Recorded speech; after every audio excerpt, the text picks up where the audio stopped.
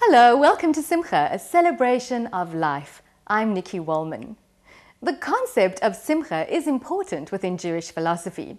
Rabbi Nachman of Breslov, the 19th century Hasidic rabbi, taught mitzvah gedola lehiyot b'simcha tamid. It is a great mitzvah or commandment to always be in a state of happiness.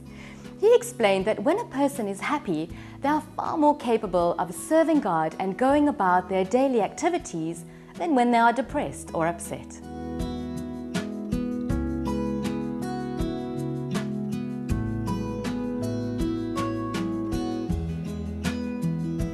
You're watching a program called Simcha. Simcha is a Hebrew word that means happiness, but it's used in two very different ways. One way is to describe a moment of happiness, a simcha. This could be your son's bar mitzvah, the birth of a child. It's a moment of great joy and celebration. And after the moment passes, everybody goes home. The other way is to describe a long-lasting sense of peace and contentment, of well-being. Everything in the world feels right. Now, this doesn't necessarily have the same impact or adrenaline as that moment of joy. It's just a long-lasting feeling of wellness, of well-being. 2,000 years ago, the rabbis said, Ezehu Ashir, who is the one who is really rich? Hasamech bechelko, the one who is sameach, who's happy with what they've got. Often, we look at what we don't have, and then we feel a big sense of unhappiness because we don't have it.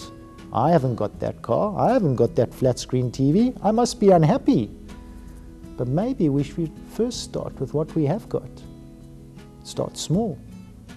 And maybe you'll realize that those simple, small things are really very big. Health, family, people who can love and support us, the ability to get up in the morning and face another day in this world.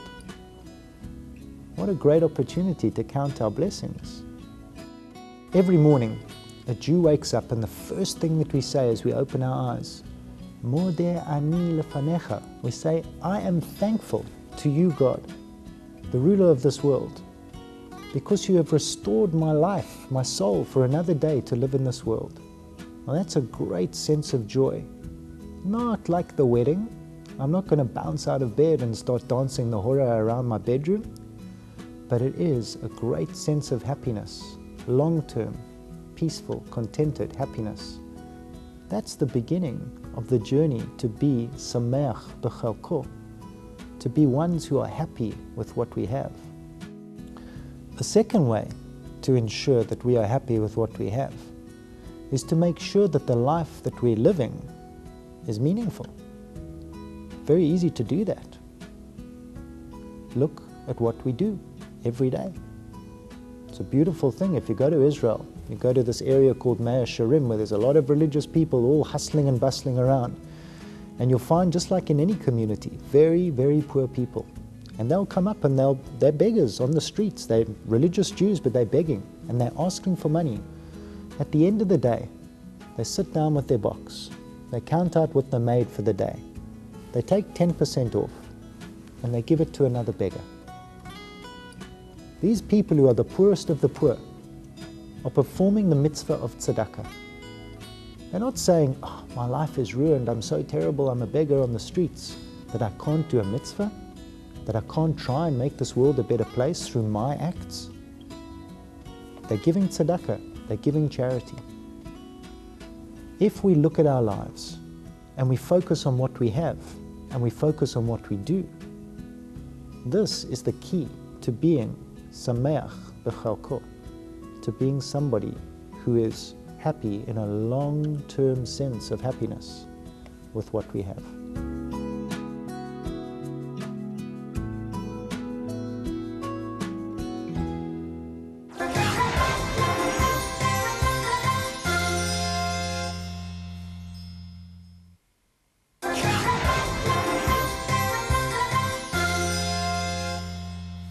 Rabbi Ari Shishler had a vision to create a dynamic Jewish center in Sandton. Well, through his passion and the community's commitment, they have realized their dream with the recent opening of the Chabad of Strathavon Jewish Life Center.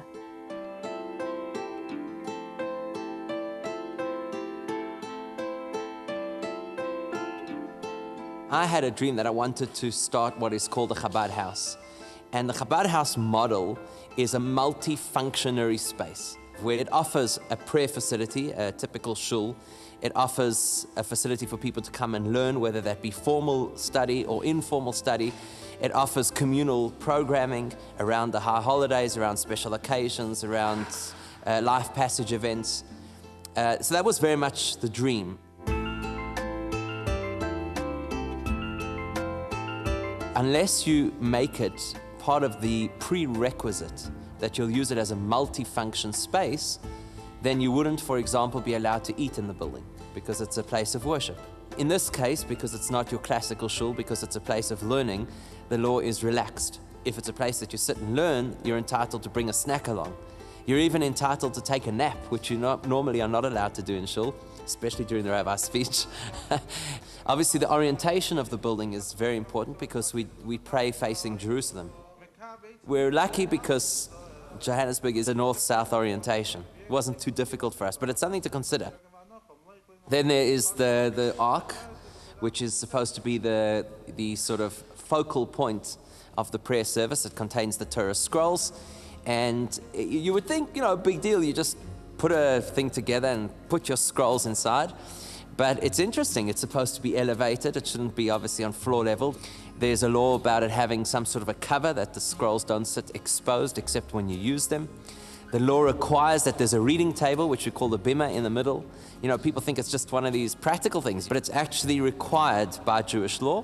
You have to consider the separation of men and women, which is, again, an halachic requirement. And you'll have many shuls with a gallery of the women upstairs, which we specifically avoided because we wanted everybody on the same floor. And the mechitza barriers, the separations between the men and women, will also be completely flexible. So they can move completely, or they'll have a curtain that opens and closes, so when the rabbi speaks, the women can open up and be part of it. It's those sorts of things which one has to consider. What I'm happy about over here with this building is that it's actually quite simple. A building only becomes good when it almost becomes invisible, so that the occupier and the functions of the space can define what the essence of that experience is going to be about.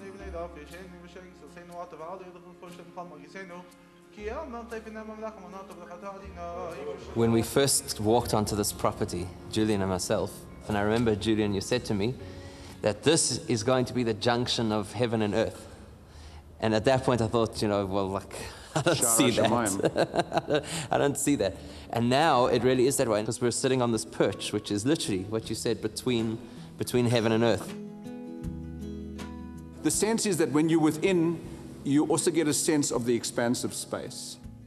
The clear story is the reason behind floating the roof, recognizing that junction between the earth and the sky.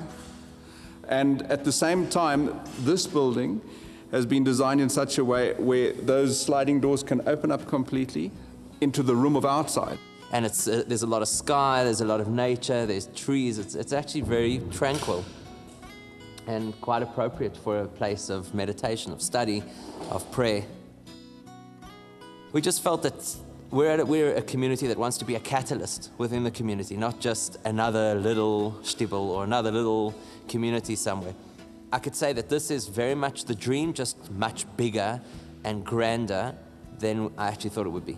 When one works with people like Rabbi Ari Shishler, the building is better. The building is what it is because of Ari and his community. A wonderful community and a wonderful rabbi. Thanks, Julian. We love each other. That's true.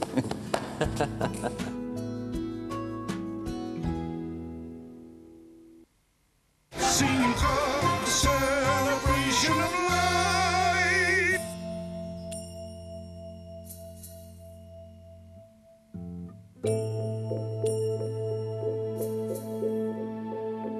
Whoever leads the prayers of the community has to have the ability to gather together all the good points which are to be found in each member of the congregation.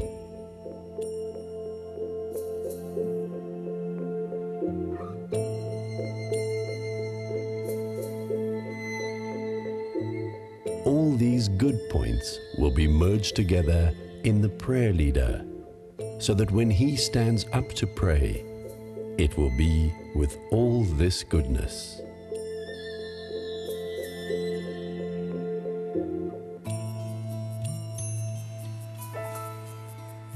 A community which finds such a prayer leader is fortunate indeed.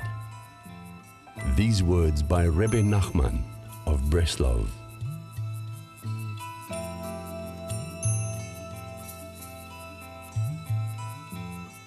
Well, that's all we have for you this week. We hope you've enjoyed it. And if you'd like to watch any of our previous shows, you can find them on our website at www.spiritsister.co.za. And of course, we always love hearing your comments and thoughts, so find us on Facebook at Spirit Sister Productions. As always, from me, Nikki, and the team, shalom and have a safe and peaceful week.